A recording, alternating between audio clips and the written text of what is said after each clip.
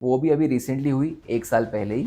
एक छोटी बच्ची 2.5 या 3 साल की, उस पेशेंट को मैक्सिलरी एरिया, आँख के नीचे का जो बोन होता है, अपनी फेस का जो बोन है, फेशियल बोन, उसका ट्यूमर था। और इस ट्रीटमेंट में हमने पहले कीमो दिए, उसका अच्छा रिस्पॉन्स आया। दूसरा ऑप्शन था रेडिएशन, जो हमने उसको दिया। उसके बाद उसको डॉक्यूमेंट किया कि ये पूरी तरह से अच्छी तरह से रेमिशन में है। और फर्दर कीमोथेरेपी जो पूरा 1 साल हमने कंप्लीट किया, इस 1 साल के दरमियान में उस बच्ची ने बहुत हिम्मत दिखाई। लेकिन अभी मैं आपको बताना चाहता हूँ कि हम सब लोग खुश हैं कि वो अगले 4 दिनों में उसके पेरेंट कंट्री यमन में वापस जा रही है। उसका स्कैन क्लियर है और पूरी तरह से क्योर। पेशेंट और उनके रिलेटिव दोनों ये सवाल पूछते हैं। फर्स्ट जो वो पूछते हैं कि is the treatment worse than the disease, कि हमारे ट्रीटमेंट से हमको ज़्यादा नुकसान होने वाला है क्या, हमारी बीमारी से भी ज़्यादा। सर, इम्यूनोथेरेपी, टारगेटेड थेरेपी और प्रिसीजन मेडिसिन, इनमें क्या अंतर है और ये कैंसर के ट्रीटमेंट को कैसे बदल रही हैं? हर एक पेशेंट की, हर एक कैंसर की, हर एक स्टेज में ट्रीटमेंट अलग है। जैसे मुंह में छाले आना, न्यूट्रोपिनिया, WBC कम होना, हीमोग्लोबिन ड्रॉप होना, प्लेटलेट्स कम होना, बहुत वीकनेस आना, ये सब can be very easily tackled today and most of the patients can take this chemotherapy with minimum side effects.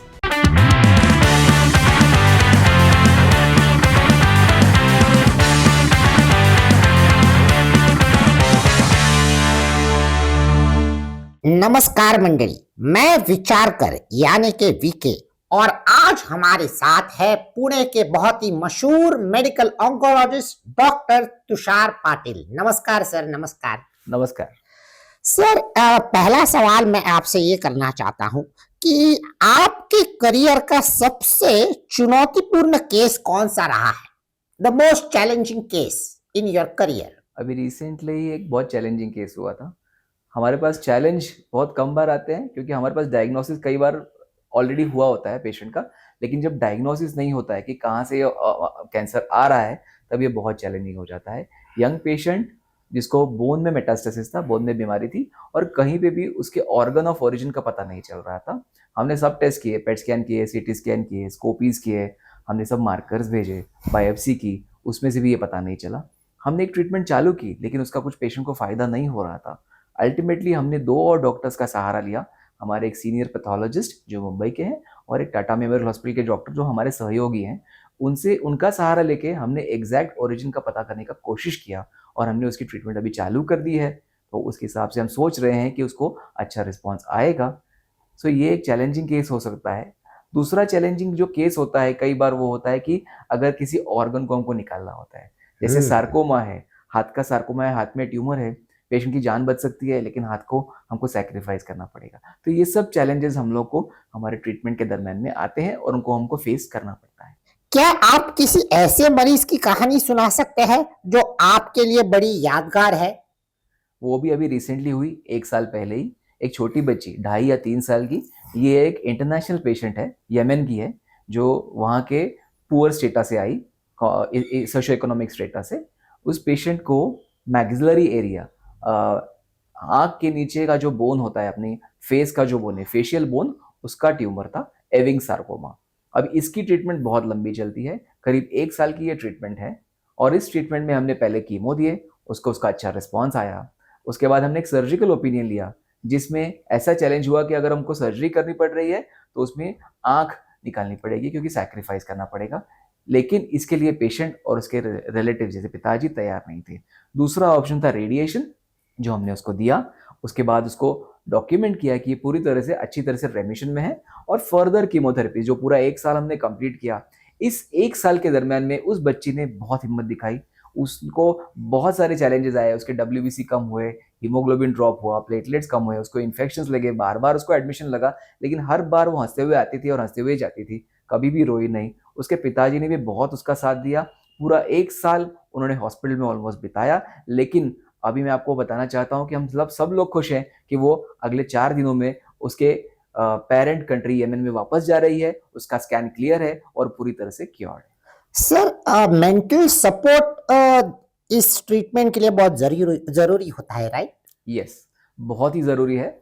इसमें एक विल, विट और ग्रिट होना ज़रूरी है। ये तीनों चीज़ें बहुत ज़रूरी है। हमें चाह होनी चाहिए कि हमको ठीक होना है, उसके लिए पूरी तरह से शारीरिक और मानसिक रूप से तैयारी होनी चाहिए, और कोई भी तरह के चैलेंजेस हो, चाहे वो फिजिकल चैलेंज हो, साइकोलॉजिकल हो, फैमिलियल हो, सोशियो इकोनॉमिक इश्यूज हो, वो सब फेस करने की पूरी तैयारी होनी चाहिए।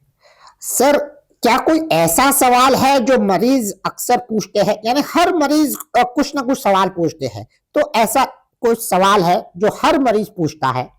3-4 तरह के सवाल हैं। पेशेंट और उनके रिलेटिव दोनों ये सवाल पूछते हैं। फर्स्ट जो वो पूछते हैं कि is the treatment worse than the disease, कि हमारे ट्रीटमेंट से हमको ज़्यादा नुकसान होने वाला है क्या, हमारी बीमारी से भी ज़्यादा। तो हम इसका जो भी सही उत्तर है वो उनको देते हैं, depending on age, depending on the status of cure, हम क्योर करने वाले हैं या नहीं। सेकेंड जो बहुत ज़रूरी है इंडियन सिनारियो में, वो है इकोनॉमिक लॉस या इकोनॉमिक फाइनेंशियल इम्प्लीकेशंस, क्योंकि हर ट्रीटमेंट की एक कॉस्ट है, और हमें मालूम है कि cancer comes with a heavy cost, the treatment comes with a heavy cost. तो ये सब चीज़ें हम पेशेंट्स को पूछते हैं। थर्ड जो कई बार हमको पेशेंट्स पूछते हैं वो है कि इससे हमें कितना फ़ायदा होगा, कितना नुकसान होगा, लॉन्ग टर्म में हमारा क्योर रेट कितना है, लॉन्ग टर्म में हमारा क्योर रेट कितना है, उसलिए भी हमें उसी सादगी से और ट्रूथफुलनेस से उनको आंसर करना पड़ता है। और चौथा, कई बार जो सवाल पूछते हैं जो टर्मिनल स्टेजेस में, लास्ट स्टेज में पेशेंट कैंसर के होते हैं, वो पूछते हैं, पेशेंट कई बार ये सवाल पूछते हैं कि सर हमारे पास समय कितना है, वो how much time do I have some unfulfilled wishes या बकेट लिस्ट जिसको बोलेंगे, और वो मैं कब तक पूरी कर सकता हूँ। इसका भी कई बार हम लोग उनका काउंसलिंग करके और इसका सही जवाब देने का कोशिश करते हैं। सर, इम्यूनोथेरेपी, टारगेटेड थेरेपी और प्रिसीजन मेडिसिन, इनमें क्या अंतर है और ये कैंसर के ट्रीटमेंट को कैसे बदल रही हैं? ये तीनों ही ट्रीटमेंट्स एक क्रांति की तरह है या रेवोल्यूशन की तरह है जो कैंसर ट्रीटमेंट में हम लोग यूज कर रहे हैं। Immunotherapy as the name implies कि हमारी इम्यून सिस्टम को एक्टिवेट करके कैंसर के अगेंस्ट उसको हमको तैयार करना है, और ये हमारे ही सेल्स कैंसर के सेल्स को मारना शुरू कर देते हैं। ये एक नॉवल थेरेपी है जो कई कैंसर्स में यूजफुल है, lung cancer, liver cancer, kidney cancer, कुछ colon cancers. Difficult to treat cancers में इम्यूनोथेरेपी का बहुत अच्छा रोल रहा है। टारगेटेड थेरेपी कि एक पर्टिकुलर टारगेट को हिट करेगी। एक कॉमन एग्जांपल देता हूं कि एक ब्रेस्ट कैंसर में एक टाइप है जिसको हम HER2 पॉजिटिव ब्रेस्ट कैंसर बोलते हैं। वो HER2 नाम का एक प्रोटीन है जो ज़्यादा बढ़ता है और इसकी वजह से कैंसर फैलना शुरू होता है। अगर हम इस प्रोटीन को टारगेट करें एक एंटीबॉडी से, एक इंजेक्शन से, तो वो प्रोटीन पूरी तरह से कंट्रोल कर सकते हैं और कैंसर को काबू में लाया जा सकता है। इसको हम टारगेटेड थेरेपी बोलते हैं। और थर्ड जो आप बोल रहे हैं प्रिसीजन मेडिसिन, अभी treatment, not all treatments are the same. For the same patient, the treatments may differ based on the stage, age and other factors, and something called as molecular genetics. So हम tumour का DNA extract करके, उसका RNA extract करके, उस पर हो रहे वातावरण के चेंजेस और मॉलिकुलर ऑल्टरेशंस को चेक करते हैं। इस रिपोर्ट को आने में करीब 3 से 4 हफ्ते लगते हैं, और उस हिसाब से पेशेंट की ट्रीटमेंट मॉडिफाई की जाती है। क्या है, उसको कीमोथेरेपी दें या फिर उसको इम्यूनोथेरेपी के साथ कंबाइन करें, जिसको हम बोलते हैं टेलर्ड अप्रोच। हर एक के लिए, not one size fits all. ये इसका मतलब है हर एक पेशेंट की, हर एक कैंसर की, हर एक स्टेज में ट्रीटमेंट अलग है। सर, आप अन्य कैंसर स्पेशलिस्ट जैसे कि रेडिएशन ऑन्कोलॉजिस्ट और सर्जनों के साथ मिलकर मरीज का ट्रीटमेंट प्लान कैसे प्लान करते हैं? तो मैं आपको बताना चाहूंगा कि कैंसर की ट्रीटमेंट में ऑलमोस्ट हर एक कैंसर में तीनों लोग इन्वॉल्व हैं। कैंसर की 3 मुख्य ट्रीटमेंट्स हैं।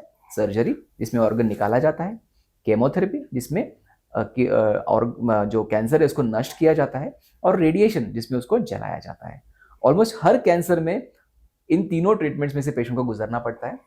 अगेन एक क्लासिकल एग्जांपल देना चाहूँगा, ब्रेस्ट कैंसर जिसमें पेशेंट की सर्जरी होती है, ब्रेस्ट कॉन्जर्विंग सर्जरी। उसके बाद मैक्सिमम पेशेंट्स को केमोथेरेपी लगती है और फिर रेडिएशन की जरूरत पड़ती है। हर बार जब भी ऐसा कोई केस आता है तो ये पेशेंट्स हम तीनों डॉक्टर्स के थ्रू हम उनको रोटेट करते हैं और हर एक का अपना एक ओपिनियन देके एक कॉमन ट्रीटमेंट प्लान बनाते हैं, ताकि वो पेशेंट को समझाया जा सके और उसको अडियर करके हम मैक्सिमम आउटपुट और क्योर रेट्स पा सकें। सर, कैंसर के इलाज में अब नई नई तकनीकों के बारे में आप हमारे व्यूअर्स को बता सकते हैं, यानी क्या टेक्नोलॉजी आ गई है कैंसर ट्रीट करने के लिए? आपने ऑलरेडी 3 टेक्नोलॉजीज की बात कर ली है, कीमोथेरेपी के अलावा targeted therapy, immunotherapy and precision medicine. So today is the era of precision medicine. Her cancer की, हर पेशेंट की उसके हिसाब से एक अलग ट्रीटमेंट है जो थोड़ी टेलर्ड है और मॉडिफाइड है। इसके अलावा कीमोथेरेपी में बहुत सारे एडवांसेस हैं, मैक्सिमम पेशेंट्स अभी डे केयर कीमोथेरेपी, सुबह आके शाम को घर चले जाते हैं, 2 दिन पे के बाद काम में जा सकते हैं। हेयर लॉस जो एक कॉमन प्रॉब्लम रहा था पहले के कीमोथेरेपीज का, अभी कुछ कीमोथेरेपीज में हम कम कर सकते हैं कूलिंग कैप्स इस्तेमाल करके, जो कि हमारे हॉस्पिटल्स में अवेलेबल हैं।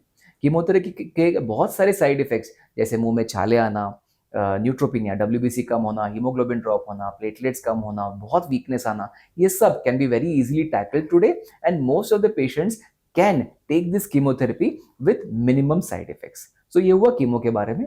रेडिएशन के बहुत सारे एडवांसेस हैं।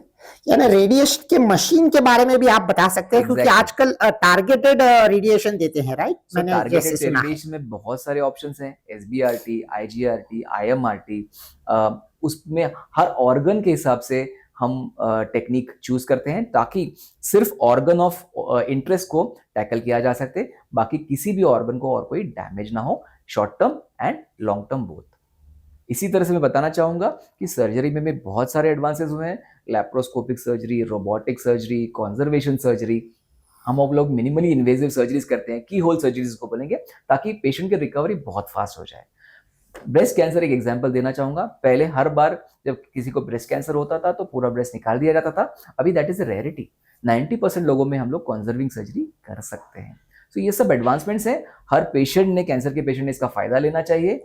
हर पेशेंट ने ये सवाल उनके ऑन्कोलॉजिस्ट को पूछना चाहिए to get the best treatment, minimum side effects and best overall cure rates. So thank you doctor, thank you so much. तो दोस्तों, ये थे डॉक्टर तुषार पाटिल, जो कि बहुत ही मशहूर मेडिकल ऑन्कोलॉजिस्ट है। धन्यवाद। Thank you sir, thank you for talking to us.